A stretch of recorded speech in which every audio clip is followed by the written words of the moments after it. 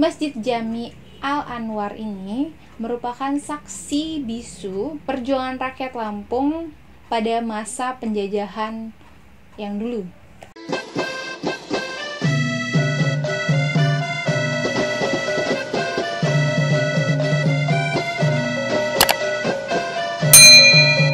Assalamualaikum warahmatullahi wabarakatuh. Tapi pun, welcome back to YouTube channel Anggun Paksi, dan terima kasih udah klik video ini. Kali ini gue bakal membahas mengenai 8 tempat bersejarah yang ada di Lampung.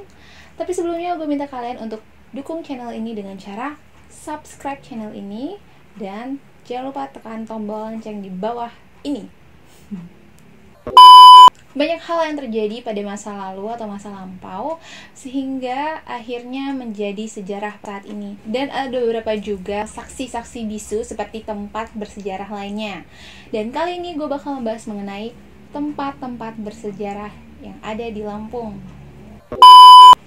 Yang pertama yaitu Gedong Air.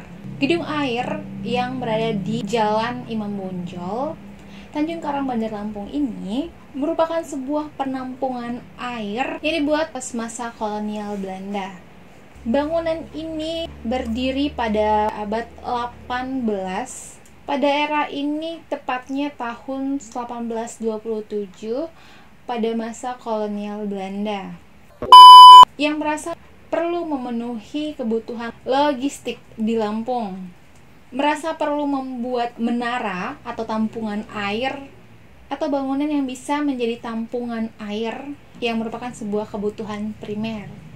Bangunan yang didirikan oleh Belanda ini karena kondisinya masih bagus, akhirnya pada masa kependudukan Jepang juga turut difungsikan sebagai pemasok air utama.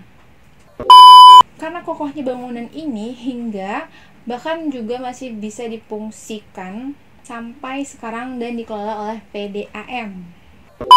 Bertahun-tahun tidak dirawat membuat pintu-pintunya sulit dibuka. Karena kondisinya sudah tua, mitos pun menyertai bahwa dulu pernah ada seorang karyawan sekitar beberapa puluh tahun yang lalu pernah melihat sosok bayangan seperti itu yang jalan di atas gedung tersebut atau berdiri di atas bangunan tersebut.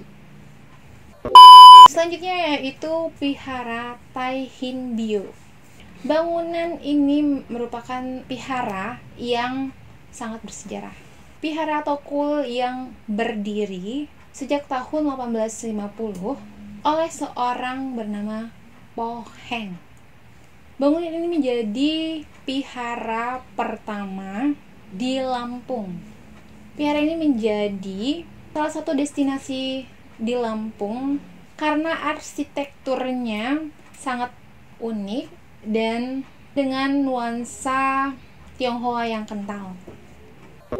Vihara ini masih aktif digunakan sampai saat ini sebagai tempat ibadah. Dan ada hal unik yang ada di vihara ini, karena tidak hanya untuk peribadatan umat Buddha, melainkan juga perayaan Imlek dan Waisak. Sehingga vihara ini digunakan untuk 3 agama, yaitu Buddha, Hindu, dan Konghucu. Vihara ini pernah mengalami kerusakan hingga akhirnya dibangun kembali pasca letusan Gunung Krakatau. Kemudian diberi nama Kuang Im Tim. Seorang biksu bernama Tek Teti datang dari Cina dan menetap di Kuan Im Ting Teluk Tung untuk mengajarkan Dharma Buddha. Vihara Tan Him Bio serta membimbing upacara doa di vihara itu. Jadi kalau misalnya kalian mau ke Chandra Teluk, biasanya itu ngelewatin itu setelah Chandra. Yang ketiga yaitu Masjid Al-Anwar. Bangunan masjid ini dibangun di atas tanah seluas 6.000 meter. Bangunan ini terletak di Laksamana Hayati, Teluk Betung Barat, Bandar Lampung. Masjid ini merupakan masjid tertua yang ada di Lampung dan didirikan oleh Daeng Sulaiman. Masjid Jami Al Anwar ini berdiri sejak abad 19, tepatnya pada tahun 1893 Masehi. Merupakan salah satu aset sejarah di Bandar Lampung, Masjid Jami Al-Anwar ini merupakan saksi bisu perjuangan rakyat Lampung pada masa penjajahan yang dulu. Masjid ini terletak di Jalan Laksamana Malahayati nomor 100 Kangkung, Teluk Betung Selatan, Bandar Lampung. Letaknya sangat strategis di tengah kota sehingga sangat mudah dijangkau, baik menggunakan kendaraan pribadi maupun menggunakan kendaraan umum. Akibat letusan Gunung Krakatau, Masjid Al-Anwar ini sempat mengalami kerusakan. Namun bangunan ini kembali dibangun sampai saat ini masih digunakan. Bahkan kemudian berkembang menjadi pusat pengkajian filsafat ilmu Islam. Pada masa perjuangan kemerdekaan, masjid ini berperan sebagai basis perlawanan rakyat ketika Belanda menduduki Lampung. Selanjutnya, Istana Scalabra. Kerajaan ini telah berdiri selama 13 abad dan dipimpin oleh seorang ratu, Umpu Sekuhumong atau Ratu Sekurumong gelarnya. Sayangnya, ratu ini adalah penguasa terakhir kerajaan Scalabra, sekaligus generasi pemungkas orang-orang suku Tumi yang kerap diyakini sebagai leluhur asli orang Lampung. Berlokasi di lereng Gunung Pesagi, Belalau, Lampung Barat, Scalabra dibangun di atas tanah seluas 3.000 meter.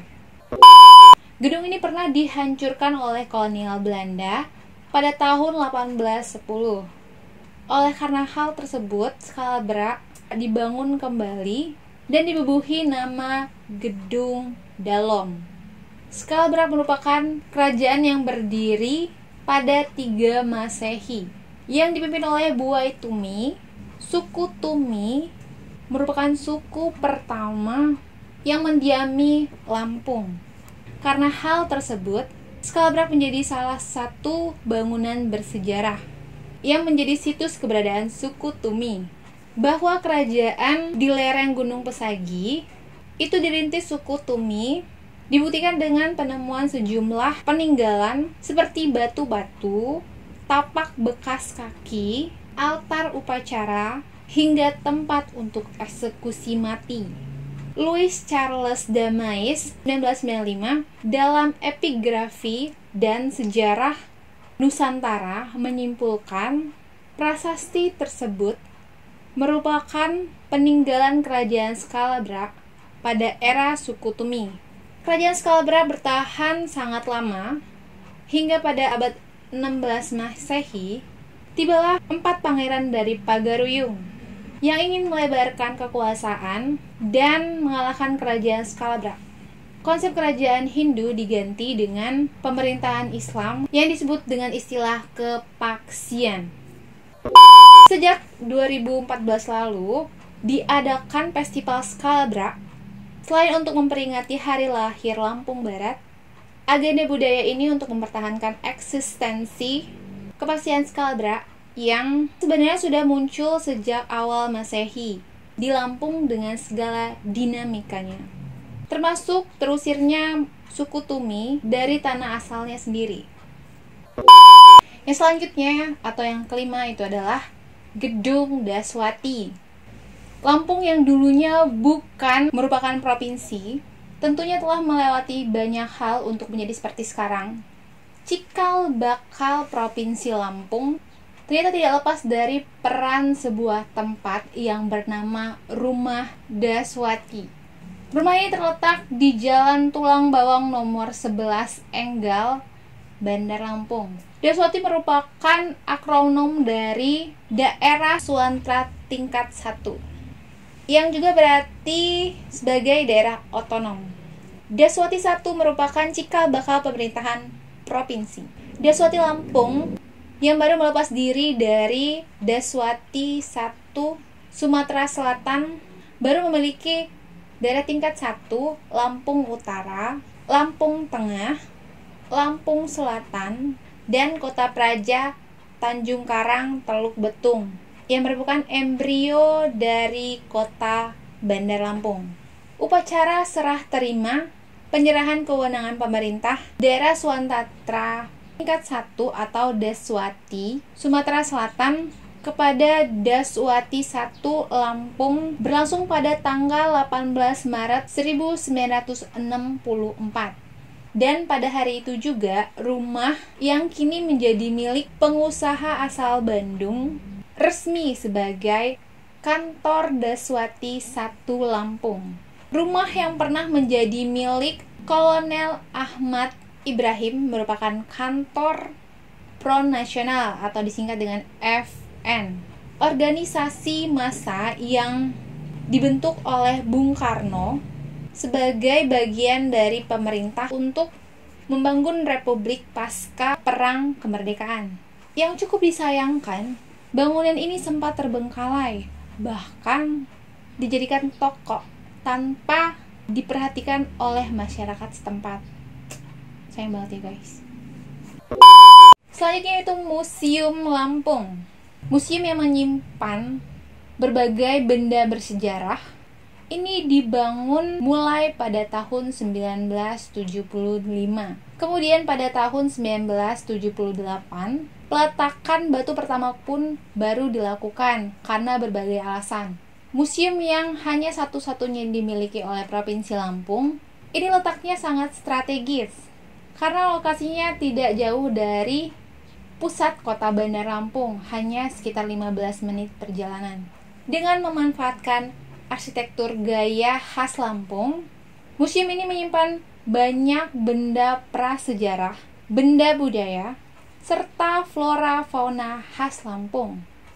Berdasarkan data tahun 2011, Museum Lampung menyimpan sekiranya 4.735 benda koleksi. Benda-benda tersebut terbagi menjadi 10 kelompok, yaitu koleksi geologika, biologika, etnografika, historika, numismatika atau heraldika, filologika, seni rupa, dan teknografika. Bangunan ini baru diresmikan pada tanggal 24 Desember 1988 oleh Menteri Pendidikan dan Kebudayaan, yaitu Profesor Dr. Fuad Hasan. Peresmian tersebut bertepatan dengan peringatan Hari Aksara Internasional yang dipusatkan di Pekor Wai Halim. Selanjutnya yaitu Taman Purbakala Pugung Raharjo. Ditemukan pada tahun 1957, situs ini merupakan situs peninggalan sejarah yang berharga. Situs yang merupakan taman purbakala terletak di Desa Pugung Raharjo, Kecamatan Sekampung Udik, Lampung Timur. Situs arkeologi seluas 30 hektar ini merupakan peninggalan zaman Hindu dan Buddha.